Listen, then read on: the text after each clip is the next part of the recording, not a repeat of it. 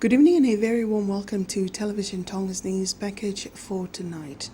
Making headlines, allegations towards government corruption on modular specific unfounded.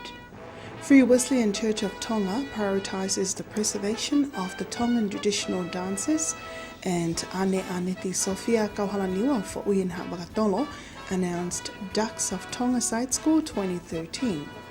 These and more stories later on in this bulletin. I'm Fatai Fenga'a with your news for tonight. The Prime Minister's office wishes to issue this statement in rebuttal of the unfounded and cheap allegations of corruption made by Sione Taione, People Representative for Tonga number 8, against the Prime Minister and his office.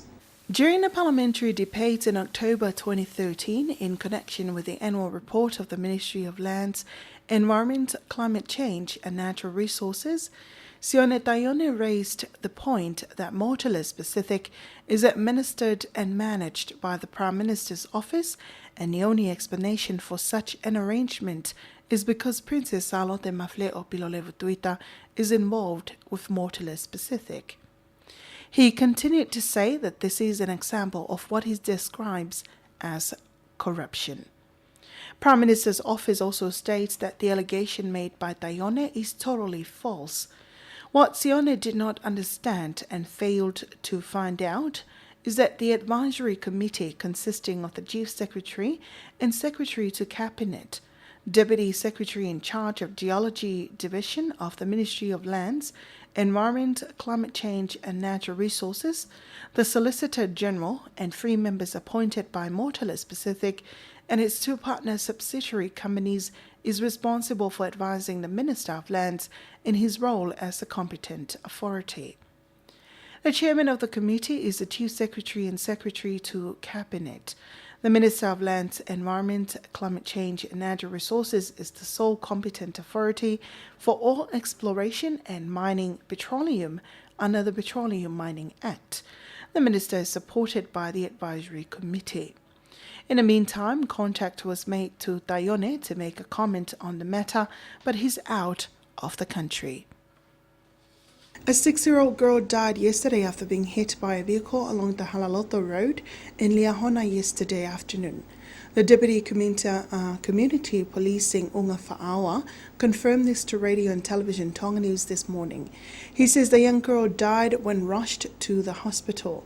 Major injuries inside her body were the causes of her death. He adds the driver has been remanded under custody and will appear in court tomorrow. Fa'awa says this is the 8th fatal road accident for this year in comparison to 8 deaths altogether last year. He also urges public, especially drivers and pedestrians, to be more cautious to reduce such problems. The Tongan government is willing to assist people who were affected by Typhoon Haiyan in the Philippines. However, government have insufficient funds in their emergency relief fund. The comment from the acting Prime Minister Honorable Samuel Waipulo comes after the Filipino community appeals to the public for monetary assistance to help their fellow countrymen who were affected by the devastation caused by Typhoon Haiyan. There are about 70 to 80 Filipinos here in Tonga. Sinlatu tells you more.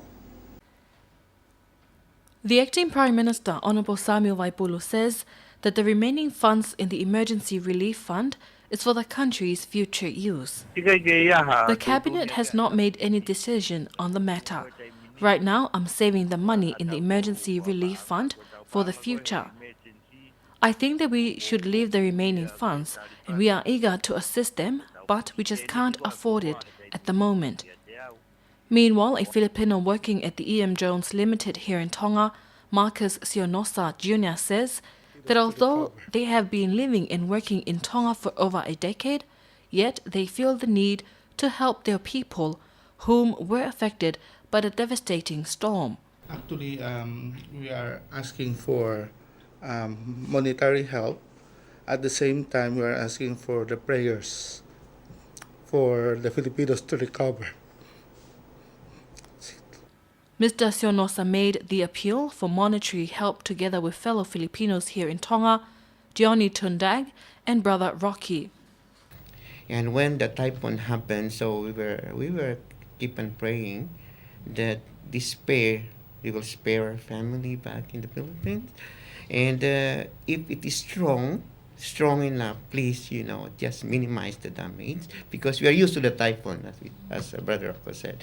And that we are just trying to praying that it will weaken. Though we are here in Tonga, we are in solidarity with our co-Filipinos back home. We feel what they feel, you know. Just just imagine a mother looking for her children and doesn't know if her children is still alive, you know. That for me, that's the most heartwarming experience to see those people looking for their loved ones. And other than that, you can see in the internet, in Facebook, in any social medias, and people were asking for help. First is pray for my co-Filipinos back home. I think that's the most important thing to do is to pray for them. And second one, if you have extra money to extend help for my co-Filipinos, you can give it to the Filipino community and be assured that your money will be safeguarded. No. They told radio and television Tonga News that it is normal for typhoons to hit the Philippines, but Typhoon Haiyan, known to them as Typhoon Yolanda, has caused major devastation, which claimed the lives of over 4,000 people. They also added that their families back in the Philippines weren't directly affected by the typhoon, but they consider those affected as families and are keen to seek help for their people. For any monetary assistance, it can be sent to the Molise supermarket at Fasi Moyafi or contact Mr. Marcus Sionosa at 77-15163. For Television Tonga News, I'm Sinilatu. From court in the second day for the jury trial of the former Attorney General John County yesterday over his claims for almost $1 million paanga that he should have received from the government of Tonga during his contract of employment. According to Mr. Couch's claim at the Supreme Court yesterday afternoon, he says he enjoyed working as Tonga's Attorney General and he wished to remain in his position. However, he believed that the government did not want him to continue in his post. The former Attorney General also adds that his role was ignored. Mr. Couchy told the court that he left the office of the Attorney General on May 3, 2010, before he returned to Australia. In his response to a question from his legal counsel Lucky New regarding his returning airfares and payment of shipment of his properties back to Australia, John Couchy replied that he covered for all these costs.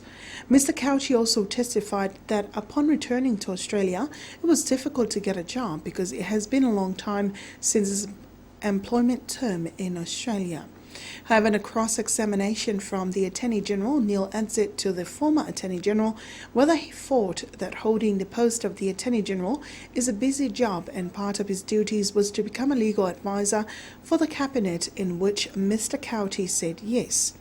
Mr. Edsett also questioned John Couchy whether he had time to speak to anyone in the government before submitting his resignation, and Couchy added he filed a complaint to the Public Service Commission. Information stated in a court that Mr. Couchy received a salary of 250,000 Australian dollars per annum. However, from this morning's cross-examination from Edsett, Mr. Couchy was questioned whether Tonga should ignore its own law. In response, Mr. Couchy told court that the Constitution can be amended, but Edsett demanded for a yes or no answer. Also, Mr. Couchy added that one of the roles of the Attorney General is drafting the law for the country. Mr. Edsett also questions Couchy if the Constitution states the roles of the Attorney General, in which Couchy replied no. The trial continues this afternoon. The assistance provided from the Tonga Red Cross Society towards local communities depends on the report submitted by the community leaders for their respective villages. The Secretary General of Tonga's Red Cross Society, Sione Tamoefolau, told Radio and Television Tonga News this morning that he is concerned with some previous reports submitted from town and district officers which are inaccurate. Kalolaini Tonglava reports. A one-day training for community leaders is currently underway, which aims at educating the participants on the importance of submitting accurate reports regarding any damage which occurred in the village. Leading a program are the staff from the Tonga Red Cross Society. The Secretary General of the Society, Senator Mwefalau, says they are hopeful for closer collaboration with the town and district offices. One of the issues we are concerned about is the accuracy of the reports submitted by the town and district offices. There were previous reports which was inaccurate. However, I call on the community leaders that we need to work together to submit only the correct reports because the assistance that we provide for the communities depends on these reports. One participant, Golfoo's district officer Faiva Tuifua, reveals that the close collaboration between them and the Red Cross Society is increasingly important for each villages and districts. This is a good working ties for us in the communities with the Tonga Red Cross Society, especially in times of natural disasters. We want to be able to carry out emergency assistance to all the people in our village whenever they need help. Meanwhile, Kolomotua's town officer, Sio Tuyano, says that Tonga Red Cross are running successful projects in the village, which includes educating local youth to be prepared for any natural disasters. The relationship between Kolomotua and the Red Cross Society is very important because many opportunities have arisen from these working ties. It also includes educating the youth in the village to be able to conduct emergency response in times of natural disasters.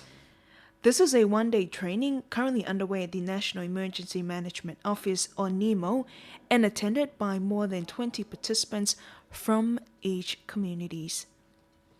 Reporting for Television Tonga News, I'm Kalolaine Tonglava. To preserve the Tongan traditional dances and to encourage young students to be fond of the Tongan culture is the main purpose of the Free Wesleyan Church to organize and conduct a cultural day program for students from all Free Wesleyan Churches primary and middle schools in Tonga. Kalolaine Tonglava with that report.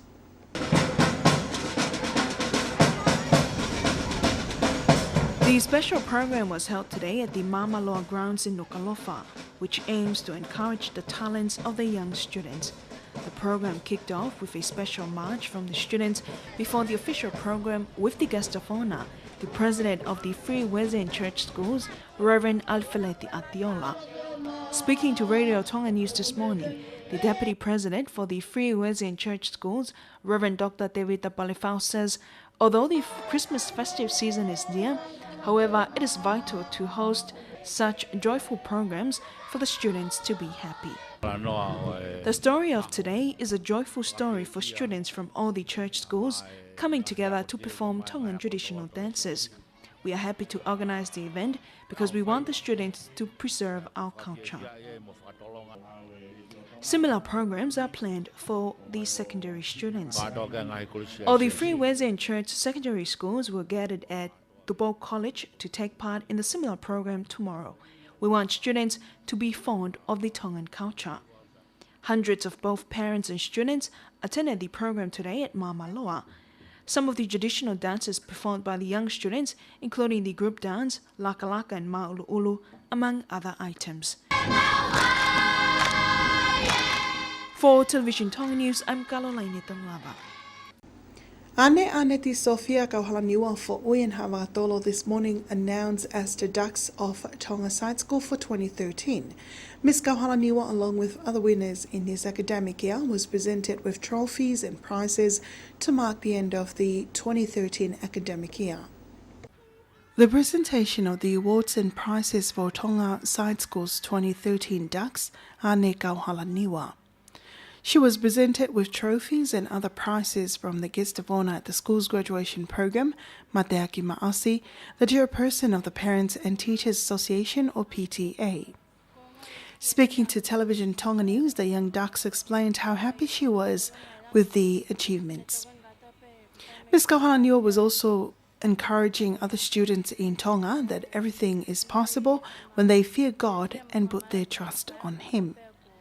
The first runner-up of the school was awarded to Marona Ivan Sovaleni from Haveluloto and Mataika. Traditional items were performed by students of Tonga Side School during the graduation ceremony.